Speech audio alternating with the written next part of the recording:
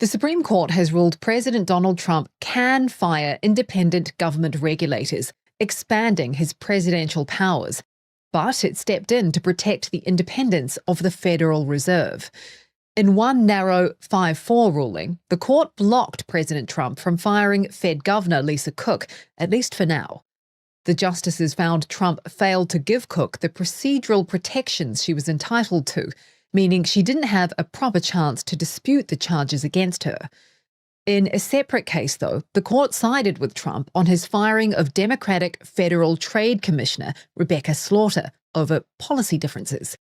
It's a ruling that upends an almost 100-year precedent shielding independent agencies from presidential control. Our Fed reporter Howard Schneider has more. The court's basically saying there's presidential power and there's congressional delegation, and in this instance, Congress can't seize away from the president the power to appoint. Hey folks, welcome. Dr. John Podcast is back again. So this is happening right now. Supreme Court just expanded presidential power, making the executive nearly unstoppable. Legal experts are in full panic mode. Meanwhile, Democrats push an aggressive impeachment effort against Trump's entire administration. This isn't theater. It's a constitutional earthquake that could reshape American democracy itself. Sounds pretty standard, right? Presidents should be able to run their own administration. Makes sense. Except here's the problem. Critics are saying this ruling doesn't just give the president normal powers. They're saying it puts the president above the law, like actually above judicial oversight in ways we've never seen before. And then almost like clockwork, Democrats introduced this impeachment resolution. H.Res.353 sounds boring, right? Just another House resolution with a number. But this thing is absolutely loaded. We're talking 7 articles of impeachment. And hire and fire these people as the president wishes. The one exception now is the Federal Reserve. Its independence has now been given a separate sort of leg to stand on. Howard says the Cook ruling helps ensure the new Fed chair is able to maintain independence in rate setting. I think if you're Kevin Warsh, the new chair who was just sworn in about a month ago, you got to be saying, okay, thank goodness for this. And I think it's a big win for independence at the Federal Reserve. I think there's now a new justification, a new sort of constitutional pedestal that it is resting on. And there will be, no doubt, attempts to come along and shake that pedestal and see how sturdy it is. For more markets news, check out Morning Bid, Reuters' daily markets podcast. That's not a typo. Obstruction of justice, abuse of power, corruption, and get this, tyranny. They literally use the word tyranny in an official congressional document. Can you believe this? Like we're in the modern era and we're using the same language the founders used when they were breaking away from King George. That's the level we're at right now. The timing of all this is not coincidental. The Supreme Court ruling came down recently, and the impeachment resolution was introduced earlier but is gaining steam now because of this ruling. Democrats are arguing that this Supreme Court decision proves exactly why impeachment is necessary. They're saying the ruling shows that Trump's administration has been operating outside constitutional boundaries, and now the highest court in the land just gave them permission to keep doing it. But before we go any further, we need to understand what this Supreme Court case was actually about, because the media is doing what they always do. The Supreme Court also weighed in on 2 other crucial cases. It's backing state laws that allow mail-in ballots to be counted after Election Day, as long as they're postmarked by Election Day. Justice Amy Coney Barrett writing in the opinion that federal law sets Election Day as the deadline to vote, and not the deadline for ballots to arrive. The court also declined to take up President Trump's appeal in the E. Jean Carroll defamation case, leaving in place a $5 million jury verdict against him. Jurors found Trump liable in 2023 for sexually abusing Carroll and then defaming her when he denied her claims.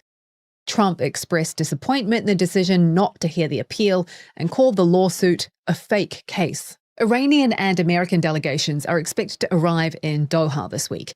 But it's unclear if the 2 sides will meet with each other or just with Qatari mediators. President Donald Trump says on social media that Iran has requested a meeting, but in the Oval Office played it down. So we'll see how that goes, but we're doing very well on that front. But the meeting in Doha is going to be making it sound super complicated and boring, so most people just tune out. But it's not that complicated, really. The case was about whether Trump's administration could fire certain federal officials without going through a bunch of legal processes. Lower court said no, you can't just fire people willy-nilly. But the Supreme Court said actually, yeah, the president kind of can because executive power means the president runs the executive branch. Shocking concept, right? Except 3 justices dissented. And their dissent is what's really fueling all this controversy because they didn't just disagree with the ruling. They wrote this scathing opinion warning that the majority decision could fundamentally change the balance of power in our government. They're basically saying, congratulations, you just created an imperial presidency. So now we've got this perfect storm, a Supreme Court ruling that expands presidential power, an impeachment resolution that accuses the president of abusing that exact power. And all of this is happening as we head toward the midterms, which means every single member of Congress is thinking about how this plays with voters back home. This isn't just some inside baseball political story that only nerds care about. This is about whether we still have checks and balances in America or whether we've officially entered a new era where the president can do pretty much whatever they want and the courts will just shrug and say, that's executive power, baby. This is wild, absolutely wild, because no matter which side you're on, you have to admit this is unprecedented territory we're walking into here. We're watching constitutional norms get rewritten in real time. The rules of the game are changing, and most Americans have no idea just how significant this moment really is. Think about it. The Supreme Court, the institution that's supposed to be the final check on government power, just told the president he has way more authority than we thought. And Congress, the other check on presidential power, is responding by trying to impeach not just the president, but his whole team. It's like watching the 3 branches of government go to war with each other, and we're all just sitting here with our popcorn watching it happen. Let's dig into what's actually happening here because the surface level story is crazy enough, but when you start pulling back the layers, man, this gets even more insane. First, let's talk about this Supreme Court ruling because most people are getting it completely wrong. The media is acting like this is some brand new radical decision that came out of nowhere. But that's not really what happened. This case has been building for months. It's part of a much bigger legal strategy that Trump's team has been working on since day 1 of his second term. When Trump came back into office, one of his first priorities was cleaning house in the federal bureaucracy. I'm not talking about normal political appointments. I'm talking about going after career federal employees, people who've been in their positions for decades, the so-called deep state that Trump and his supporters have been railing against forever. Whether you think the deep state is real or just a conspiracy theory, here's what's not debatable. Trump's administration started removing federal officials at a pace we've never seen before. A lot of these removals were challenged in court. Federal employees would get fired, they'd sue, and lower courts would often side with them, saying you can't just terminate someone without proper procedure. This was driving Trump's team absolutely nuts, because from their perspective, and honestly they have a point here, they're thinking, wait a minute, we won the election. We're the executive branch. Why do we need permission from judges to staff our own administration? So they took it to the Supreme Court. The Supreme Court, in a decision that surprised absolutely nobody who's been paying attention to this court's composition, sided with Trump. The ruling basically says that when it comes to executive branch personnel decisions, the president's authority is really broad, like really, really broad. Courts can't just step in and micromanage who the president keeps or fires. Now, on its face, yeah, that makes sense. Imagine if every time a president wanted to replace a cabinet member or fire an appointee, they had to go through months of litigation. The government would grind to a halt. So there's a legitimate argument for giving the president wide latitude here. But, and this is a massive but, the dissenters on the Supreme Court are warning that this ruling goes way beyond just personnel decisions. They're saying the legal reasoning in this case could be applied to all sorts of executive actions. Essentially, if the president claims something is part of their executive authority, courts might not be able to stop it anymore, even if it's potentially illegal or unconstitutional. And that brings us to the impeachment resolution because Democrats looked at this ruling and basically said, okay, if the courts won't check presidential power, then Congress has to. And that's exactly what impeachment is supposed to be for. It's the ultimate congressional check on the executive branch.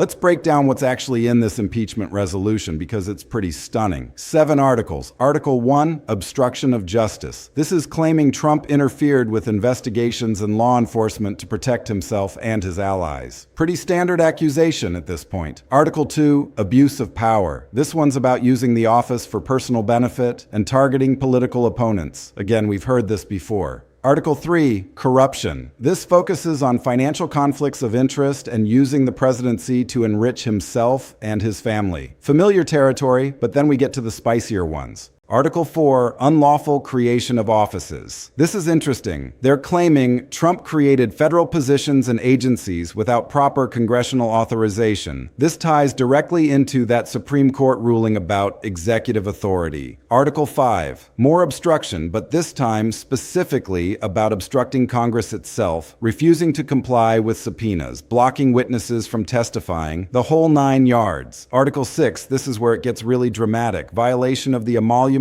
Clause and foreign influence. They're saying Trump's business dealings while in office constitute accepting foreign gifts and payments in violation of the Constitution. And then Article 7, the big one, tyranny. Yeah, they really went there. This article basically argues that Trump's overall pattern of behavior amounts to tyrannical rule that threatens democratic institutions. Now, I know what half of you are thinking. This is just political revenge. Democrats have been trying to impeach Trump since before he even took office the first time. And yeah, there's definitely truth to that. The Democratic base has wanted Trump gone since the beginning. This isn't exactly news, but here's what makes this different: the timing and the context. Because this isn't just Democrats screaming into the void anymore. The Supreme Court ruling gives them actual ammunition. They can point to a concrete decision and say, look, see, this is why we need to act. The courts just gave up on checking presidential power, so we have no choice but to impeach. It's not just Trump they're targeting. The resolution calls for impeachment proceedings against key administration officials too. We're talking about potentially dozens of people. This would be the most sweeping use of impeachment power in American history, like by a lot. Now, let's talk about the political reality here, because that's what this really comes down to. Do Democrats actually think they can remove Trump from office? No, of course not. They don't have the votes in the Senate. They didn't even have the votes when they impeached him twice during his first term. This isn't about actually removing him. So what's it about? Well, a few things. First, it's about the midterms. Democrats need their base energized and angry. Nothing energizes the Democratic base quite like impeachment proceedings. Second, it's about creating a record. Every hearing, every piece of testimony, every document they uncover, that all becomes part of the public record. It shapes public opinion, even if it doesn't result in removal. Third, and this might be the most important, it's about setting precedent. Because if Democrats can establish that this kind of expansive use of executive power justifies impeachment, even if they don't succeed now, it creates a framework for the future. Next time there's a Democratic House and a Republican president, or vice versa, this resolution becomes the template. But here's where it gets really messy. Republicans are absolutely furious about this. And I mean furious. They're calling it a witch hunt, a coup attempt, unconstitutional harassment. Some GOP members are already talking about impeaching the next Democratic president on day one, just out of pure retaliation. And you know what? They probably will, because that's where we're at now. Impeachment used to be this rare, serious constitutional remedy reserved for the most egregious presidential misconduct. Now, it's just another partisan weapon. Both sides do it, both sides justify it, and neither side seems to care that they're basically destroying the credibility of the entire process. The American public is exhausted by all of this. Poll after poll shows people are just tired. Tired of investigations, tired of impeachments, tired of constitutional crises every other week. But nobody in Washington seems to care because the political incentives are all wrong. Being reasonable and moderate doesn't win primaries. Being loud and extreme does. And can we just talk about how insane it is that we're even having this conversation? Like, step back for a second and think about what's happening. The Supreme Court says the president has more power. Congress says that's exactly why we need to remove the president. And both sides are claiming they're defending the Constitution while simultaneously undermining faith in our institutions. It's like watching a slow-motion car crash. You can see it coming. You know it's going to be bad. But nobody's hitting the brakes. Everyone's just accelerating toward the collision. Let's break this down into what actually matters here, because we've covered a lot of ground. And I want to make sure we're all on the same page about why this is such a big deal. Point 1, presidential power is expanding, and nobody seems able to stop it. This Supreme Court ruling isn't happening in a vacuum. Over the past few decades, regardless of which party controls the White House, presidential power has been growing. Executive orders, emergency declarations, signing statements. Presidents keep finding new ways to act without Congress, and the courts have been increasingly reluctant to push back. This latest ruling is just the most recent example of that trend. What does that mean for regular people? Well, it means the person you elect as president matters more than ever because they have more unilateral power than any president in American history. They can do more without needing approval from anyone else. And if you don't like what they're doing, your options for stopping them are getting more and more limited. Think about the implications here. If the president can fire anyone in the executive branch without real oversight, what stops them from purging everyone who disagrees with them? What stops them from installing loyalists in every position of power? The founders created a system of checks and balances specifically to prevent this kind of consolidation of power. But those checks are getting weaker by the day. We're watching the separation of powers erode in real time. And most people don't even realize it's happening because they're too focused on the daily drama and the Twitter fights and whatever scandal is trending this week. Impeachment is broken, like completely broken. It doesn't work anymore. It's not a real check on presidential power. When it's used as a partisan political tool, when every president faces impeachment threats from the opposing party, when it becomes routine, it loses all meaning. The founders created impeachment as this serious remedy for serious misconduct. Now, it's just another thing that happens when the House and the presidency are controlled by different parties. And both sides are guilty here. Republicans impeach Clinton. Democrats impeach Trump twice. Now, they're trying again. And Republicans are already promising revenge. This isn't healthy. This isn't sustainable. But nobody knows how to fix it because the incentives are all wrong. Here's the thing though, even though impeachment doesn't result in removal anymore, it still has power. It still dominates the news cycle. It still forces everyone to pick a side. It still poisons the political atmosphere and makes any kind of cooperation basically impossible. So even though it's broken as a constitutional remedy, it's still incredibly effective as a political weapon. And that's exactly why both parties keep using it. Not because they think it'll work, but because it energizes their base and puts the other side on defense. The midterms are going to be absolutely insane. Everything we're talking about right now is going to be the main issue. Democrats are going to run on, we need more seats to check Trump's power and hold him accountable. Republicans are going to run on, stop the witch hunt and let the president govern. Every single congressional race is going to be nationalized around this fight. And here's the thing, normally midterm elections favor the party that doesn't control the White House. That would be Democrats. But Trump isn't a normal president, and these aren't normal times. His base is incredibly energized. They see all of this as persecution, as proof that the establishment is out to get him. That could drive turnout in ways that defy normal political gravity.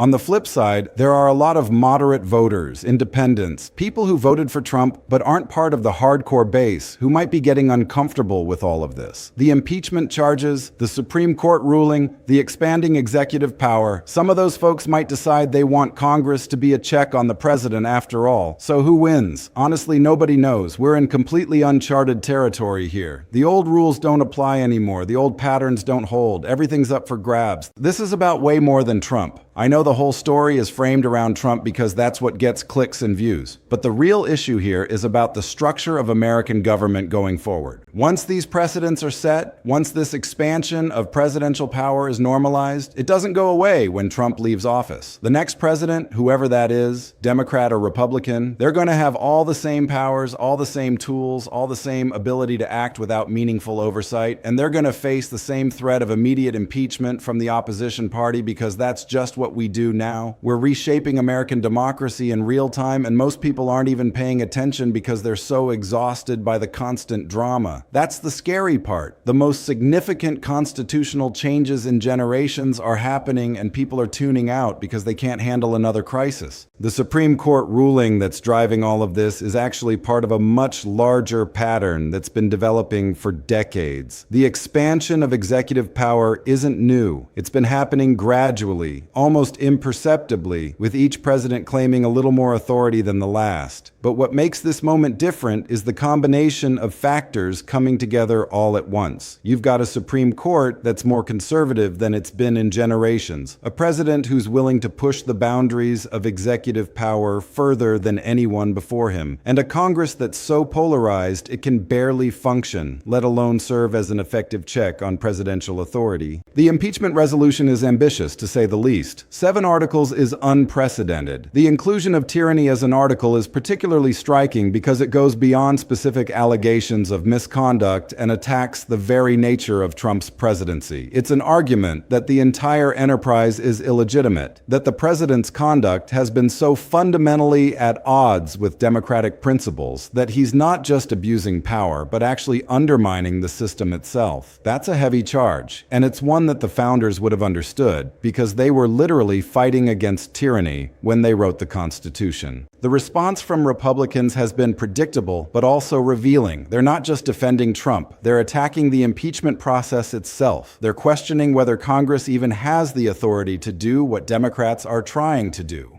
Some are arguing that impeachment is only for criminal conduct, not policy disagreements, which is an interesting argument given that they impeached Clinton for perjury and obstruction, which are crimes, but also pursued impeachment against Clinton for conduct that wasn't criminal. The inconsistency is glaring, but consistency isn't really the point anymore. The point is winning, and whatever argument helps you win is the one you make. The public is watching all of this with a mixture of exhaustion and alarm. Poll after poll shows that Americans are deeply concerned about the state of democracy, but they're also deeply cynical about whether anything can be done about it. Trust in institutions is at historic lows. Trust in Congress is basically non-existent. Trust in the Supreme Court has been eroding for years, and trust in the presidency depends entirely on which party you belong to. This is the environment in which this constitutional battle is unfolding.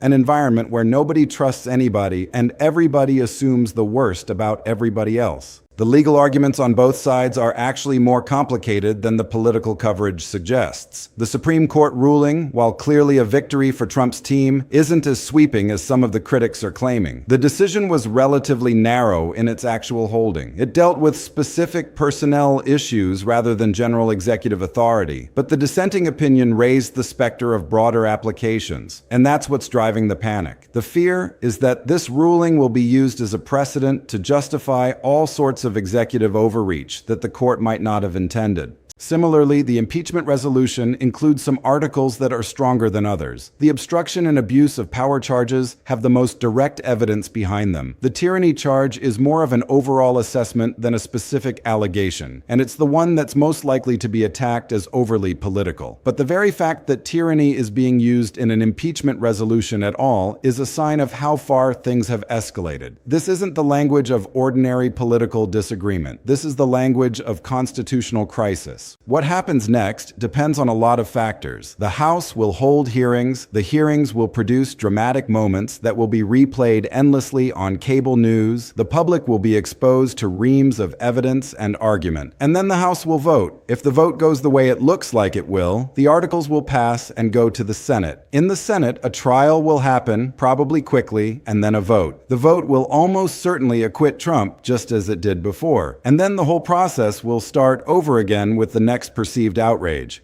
But the damage will already be done. The precedent will be set that impeachment is a routine political tool. The Supreme Court ruling will remain in place. Presidential power will be expanded, and the American people will be even more exhausted and cynical than they already are. This is the cycle we're stuck in. Each crisis makes the next one easier to imagine. Each breach of norms makes the next breach less shocking. Each expansion of power makes the next expansion less noticeable, until eventually the system that was designed to prevent tyranny becomes the vehicle for it. The Supreme Court ruling and the impeachment resolution are both symptoms of the same underlying problem. The system isn't working the way it was designed to. The checks and balances are failing. The institutions are weak. The norms are broken, and nobody seems to know how to fix it. The founders had a vision of a government that would be strong enough to govern, but limited enough to prevent tyranny. They built in mechanisms to keep power in check, but those mechanisms require people of good faith to operate them. They require a shared commitment to the system itself, and that shared commitment is precisely what we've lost. So where does this leave us? We're in uncharted territory. The old rules don't apply. The old assumptions don't hold. The old institutions are struggling to adapt. And the American people are caught in the middle, trying to make sense of a political system that seems to have lost its mind. The midterms will be a referendum on all of this. They'll decide whether the impeachment process continues or whether it gets abandoned. They'll decide whether the Supreme Court's ruling gets reinforced or challenged. They'll decide which vision of America prevails. But the midterms won't solve the underlying problem. The underlying problem is that our constitutional system is showing its age. It was designed for a different era, for a different kind of politics, for a different kind of country, and it's struggling to adapt to the realities of modern American life. The expansion of executive power is a feature of this struggle. The politicization of impeachment is a feature of this struggle. The erosion of trust in institutions is a feature of this struggle. And until we figure out how to address the root causes, the symptoms will keep getting worse. The Supreme Court ruling is a reminder that institutions aren't neutral. They have biases, they have ideologies, they have trajectories, and the trajectory of the court has been toward expanding executive power for decades. The impeachment resolution is a reminder that institutions can fight back. Congress isn't powerless. It has tools, even if those tools are blunt instruments, and it's willing to use them, even if using them further damages the institution. This is the paradox of our moment. The very actions we take to defend democracy end up undermining it. The very tools we use to protect the system end up weakening it, and we keep using them anyway because the alternative is even worse. The constitutional battle that's unfolding right now will be studied by historians for generations, assuming there are still historians and assuming there's still a country to study. It will be seen as a turning point, one way or the other. Either it will be the moment when the system held, when the checks and balances worked, when democracy survived, or it will be the moment when the system broke, when the checks and balances failed, when democracy gave way to something else. We don't know which outcome we're heading toward. We don't know how this ends. We don't even know if we're asking the right questions. What we do know is that this is happening right now, in real time, in front of our eyes. The Supreme Court ruling is real. The impeachment resolution is real. The constitutional battle is real. And the outcome will affect every single American. Not just politically, but fundamentally. The nature of American government is being contested and reshaped. The balance of power is shifting. The future of democracy is in play, and we're all just trying to keep up. This is the world we live in now. Constitutional crises are just another Tuesday. Impeachment is just another political tactic. The Supreme Court is just another partisan battlefield. Nothing means anything anymore, or maybe everything means too much. Hard to tell at this point. The 2026 midterms are going to be absolutely insane. The attack ads are going to be nuclear. The rhetoric is going to be off the charts. Every race is going to be presented as life or death for democracy, according to both sides. It's going to be exhausting, it's going to be expensive, and it's probably going to solve exactly nothing. But we'll be here to cover every insane moment of it, because if there's one thing you can count on, it's that things are going to keep getting weirder. The Supreme Court ruling and the impeachment resolution are just the latest chapters in a story that's been building for years, and the story is far from over. The next chapters are being written right now, in courtrooms, in hearing rooms, in campaign offices, and in the minds of voters. We're all living through history, whether we realize it or not, and history has a way of surprising us.